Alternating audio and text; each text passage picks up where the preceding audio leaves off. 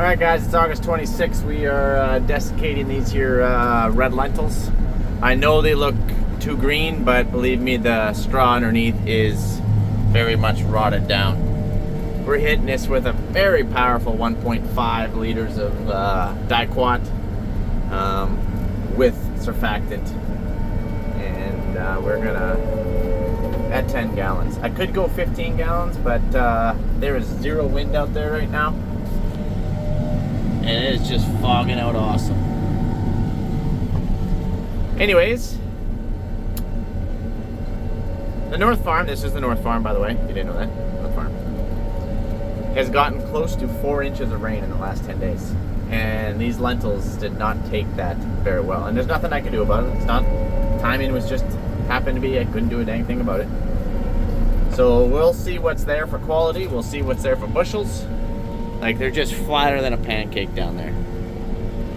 And the straw's rotting down, the pods are falling off, so. Some of this stuff is too green, other stuff is too ripe, and it just is what it is. This is what happens when you grow lentils in a wetter, probably a too wet of a climate.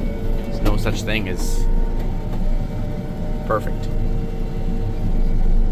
So Diquat likes to be cool, Diquat likes it damp, and Diquat likes it no sun.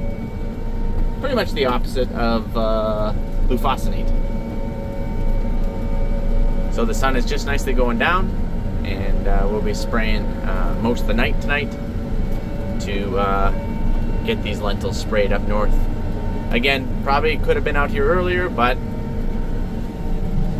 yes and no, because there is still a decent amount of green. Anyways, it's gonna come in. It is time to come in. It's time for this stuff to die. And if you're unfamiliar with Diquat, in case you're new to joining us or something, it is essentially just acid. We're just burning down this green.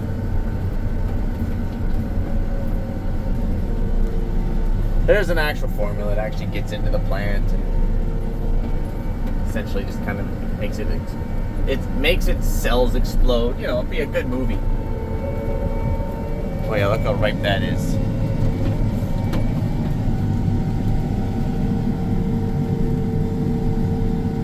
So I'm just up here for the night. Came up, we're still combining back south. We're about half done down south, if you're wondering.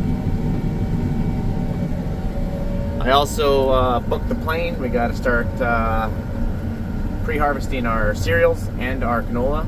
I have a good neighbor doing some swathing for me up here because we have to swath down some of the specialty canola. It doesn't have the pod integrity. So there's a lot going on. This is a very busy time of the year, especially being spread out between 2 farms.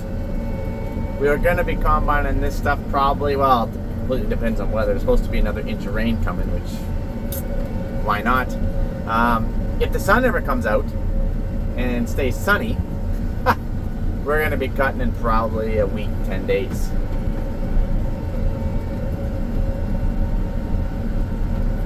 And that would give us about enough time to get probably the 3/4 mark back home, I would think. We're just about done our durum. We're done the wheat. We just got a little bit of durum left, and then we got some large greens, and then we got chickpeas. Large greens aren't going to be much of a crop, unfortunately. They don't look very good. I guess I should probably stay in my tracks to the best of my abilities. These tracks are from my fungicides. I put 2 apps on. Whoa! Obviously it did not. Oh, hold on. There it is.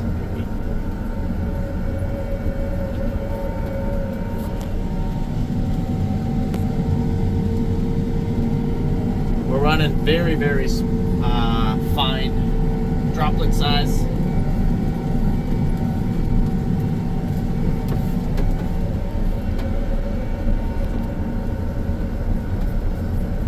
And then I guess you guys stay tuned, because it won't be long and we're going to stick an X9 in this stuff, because this is where the X9s are, if you're wondering. They're stuck up at the North Farm because Traditionally, we do combine at the same time, both places, and we will again. It's just a lot later start up here and a lot earlier start down south than we anticipated.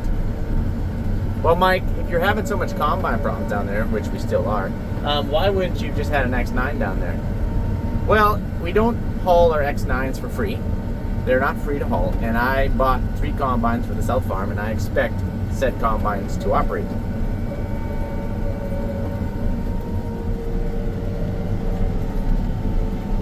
If I thought that this was going to work out, that I could just haul my X's back and forth and just buy one S series, I would have done that. But that's just not reality, and it's not going to be reality again because we're going to start cutting up here, and we're still going to be cutting down south.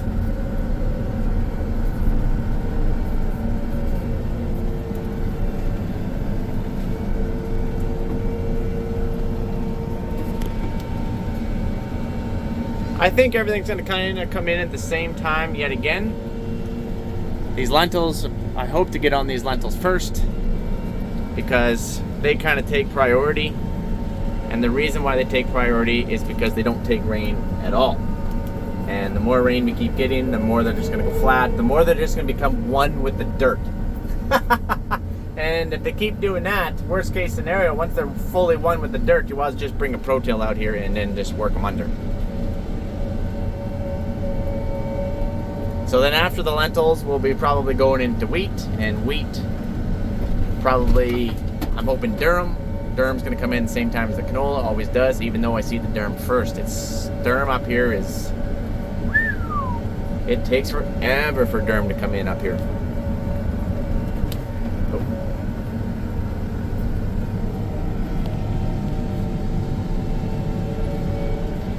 Beautiful evening.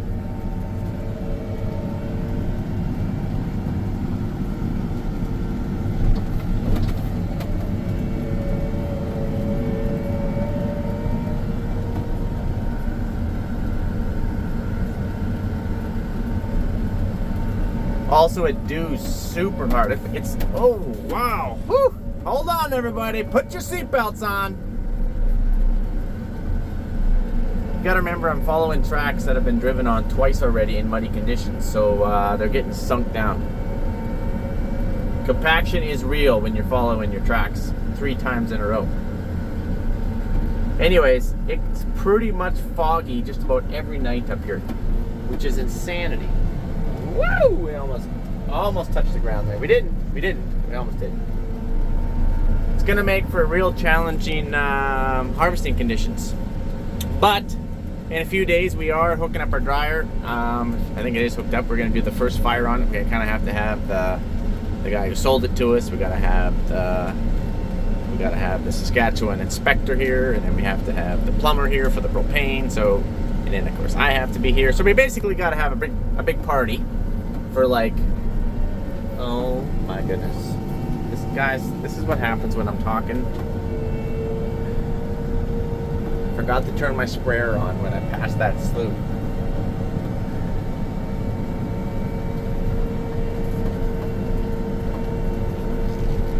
I'm just trying to follow my tracks out here. But I guess I'm gonna have to make a little bit of a new set here because I kind of flubbed up a little bit.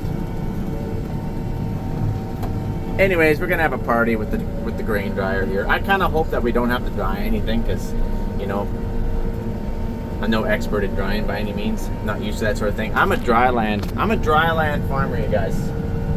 It's always drought conditions back home, but I'm used to. I'm not used to farming in wet conditions, tough conditions, dewy conditions, foggy conditions, green conditions. But I guess I probably should get used to it. I've been up here since 2020. Holy, I've been up here for 4 years already? Where has the time gone?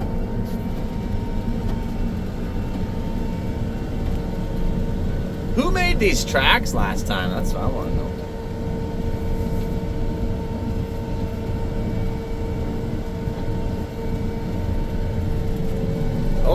Hold on. Coming in here. Alright. Product on. There we go. Now we're going.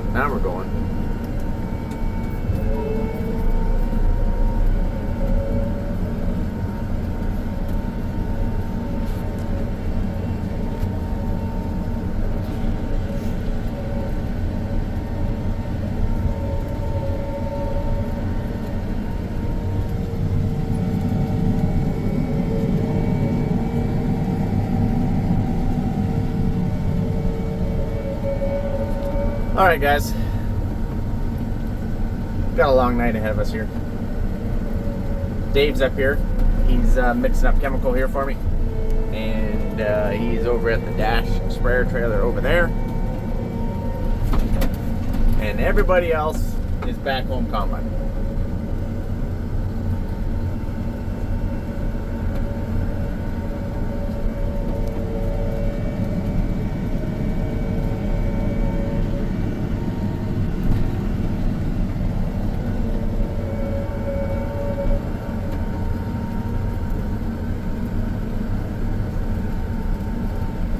Alright, I'll catch you guys on the flipper.